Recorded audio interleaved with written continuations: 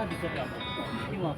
हमें इस फैक्ट्री से बहुत ज़्यादा परेशानी है क्योंकि इससे निकलने वाली जो ये हवा चलती है, ये सारा जो वही पोल्यूशन है, ये हमारे सांस के द्वारा हमारे अंदर जाता है।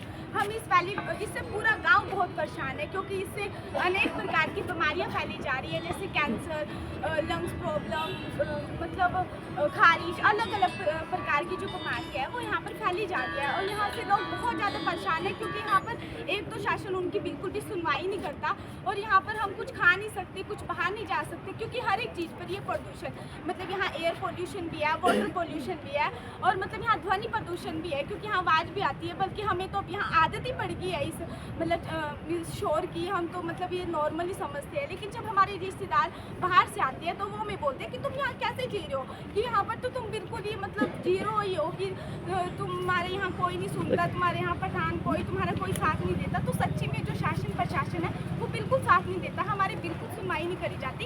यहाँ हमने धरना भी दिया है, यहाँ पर 10 दिन से लोग रात दिन एक करके भूख प्यास को त्याग के यहाँ पर लोग आए हैं, धरना प्रदर्शन कर रहे हैं, लेकिन उनकी कोई सुनवाई नहीं होती। तो आज यहाँ पर सभी लोग गाँव के एकत्रित होकर यहाँ पर हम फिर एक बार हम खिलाफ आवाज़ उठा रहे हैं। अगर अब भी हमारी बात नहीं सुनाई दी तो आगे वो जो भी डिसीजन होगा वो जनता का होगा, बाकी अब जनता डिसाइड करेगी क्या।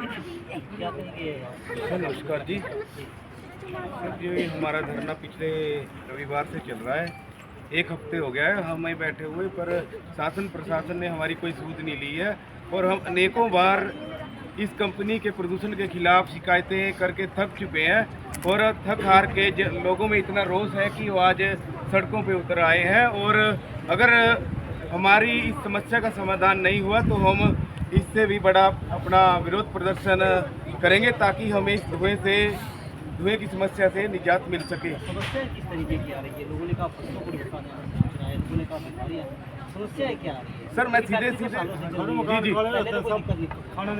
सर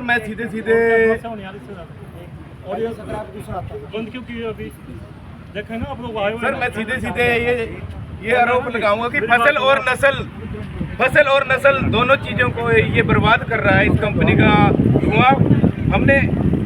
हम इतने परेशान हो चुके हैं इस धुएं से कि अब हम कहाँ जाएं, इसलिए आज इतनी संख्या में माताएं, बहनें और बुजुर्ग और ये नौजवान हमारे साथी इकट्ठे हुए हैं ताकि इस धुएं से हमें निजात मिले, या तो हमें कोई जहर ही दे दिया जाए। यदि किसी भी व्यक्ति ने इस धुएं से, इस प्रदूषण से तंग आकर के आत्महत्या कर ली, मैं सीधे आरोप लगाऊंगा कि इसके जिम्मेवार शासन और प्रशासन है। यही आत्महत्या तो करेंगे जी। धन्यवाद। मैं आपको ये बता रहा जी, हमारे घर यहाँ सब रहता है और रोज हम टाइलें साफ करते हैं, काली हुई होती है, बच्चों के पाँव काले होता है, कपड़े नहीं, ये देखो मेरे हाथ, और मैं दवाई खा रहा हूँ, पड़ा सांस लेने, और मेरे को यहाँ मतलब बोल नहीं सकता, छाती में इतनी पेन है।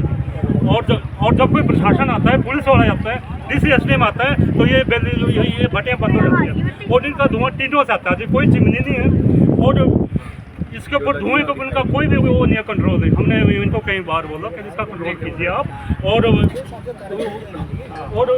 सारे गाँव वाले परेशान नहीं, पशु तो घास नहीं खाते, चारा काढ़ा जाता है, धान की फसल काटा, हम दिखाते हैं आपको। ये प्रशासन में भाई लोग आए, देखो जी आप हमारी मुसीबत, आपके हाथ में पावरें दी है सरकार ने, कम से कम हमारी हालत यहाँ तक, हम रात को सो नहीं सकते, खिड़की दरवाजे बंद करते हैं फिर भी धुआं अंदर आता है, किचन काली हो जाती है, टाइलें देखो आप लोग, आप आए हुए हैं, हमारी आपसे भी रिक्वेस्ट रहेगी, घर जितने हमारे घर देखो, हमारे देखे जाए, और हम आपके सामने सफाई करेंगे। और जब ये भट्टियाँ चलाएंगे तो धुआं सीधा हवा चलते अंदर आता है, बहुत ज़्यादा परेशानी है। बच्चे हर टाइम बीमार रहते हैं और छोटे छोटे बच्चे दवाइयाँ खा रहे हैं और हम लोग इतने एक हो चुके हैं जी। मैं एक बार बिल्कुल बेहोश हो चुका, तो डॉक्टर कुछ भी धूम्रपान करते हो, मैंने बोला सर मैंने कभी धूम्रपान नहीं किया।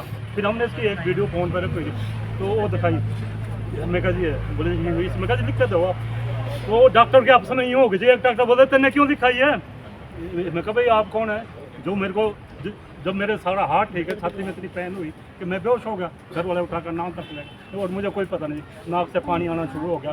तो डॉक्टर ने मेरी हार्ट किसी से की, उन्होंने बोला हार्ट आपका ठीक है, BP भी ठीक है और लगभग खून भी ठीक है आपका, लेकिन आप धूम्रपान करते हैं जी। मैं कहा जी कहीं धुआं आ रहा मेरे से, फिर मैं कहा ये धुआं से बीमारी है फैक्ट्री की, ये धुआं आता है हमारे अंदर शरीर में, और इसने हमको मार दिया है। और इनकी जगह मतलब इतना क्राइम हो रहा है आबादी के अंदर, भट्टियाँ जब ये चलते हैं ना 5 भट्टियाँ, आप सर आएंगे ना उस टाइम, लेकिन ये इतने शातिर लोग हैं, जब भी कोई आता है प्रशासन आदि बोलते कुछ नहीं है, ये मतलब कुछ नहीं है। प्लांट तो पहले भी चल रहा सर मैं कुछ बोलना चाहूँगा। इनका भाई एक्सपायर हुआ जी, उसकी किडनियाँ खराब हुई इसी चक्कर ये में। देखो सर, ये देखो सर, चंडीगढ़ के प्रूफ कितने हैं। लाइन में खड़ा होना भी वहाँ मुश्किल है और इलाज कराना भी मुश्किल है। देखो कितने आपके पास कार्ड है। और ये हर बेरोजगार महीना हर बच्चों को बीमारी के लिए चंडीगढ़ जाना पड़ रहा है। आप आए तो अच्छी बात है और इसका इलाज कराए और अच्छे से आप मीडिया में बनाए और ऐसा पोस्ट किए कि ये फैक्ट्री की तारे तोरे सब बंद हो जाए। हमारी यहाँ फैमिली खड़ी है, उनके हाथ देखेंगे तो पूरी एलर्जी हो रही है सर। कोई देहरादून से दवाई चल रही है, किसी कहीं से दवाई चल रही है। ये छोटा बच्चा है सौरभ, है क्या सौरभ? आप ये देखो कितने इलाज है, कितना ये डॉक्टर साहब बताओ जी उनका क्या इलाज है, जला दें हम ट्रकों को। ये वो देखो काली तार सर, की होती कितने है, ये को डॉक्टर साहब नोटिस भी दिया आए। है, उसके बाद में रात दिन काली तार आती है टायरों की, है जी। 10 साल से वो जो है तार आ रही है, है जी। ये देखो सर, ये बच्चा है सर, इसको इलाज के लिए मेन चंडीगढ़ जाना पड़ रहा है सर। और एक एक करके बोलो। आप लगातार 3-4 दिन से यहाँ पर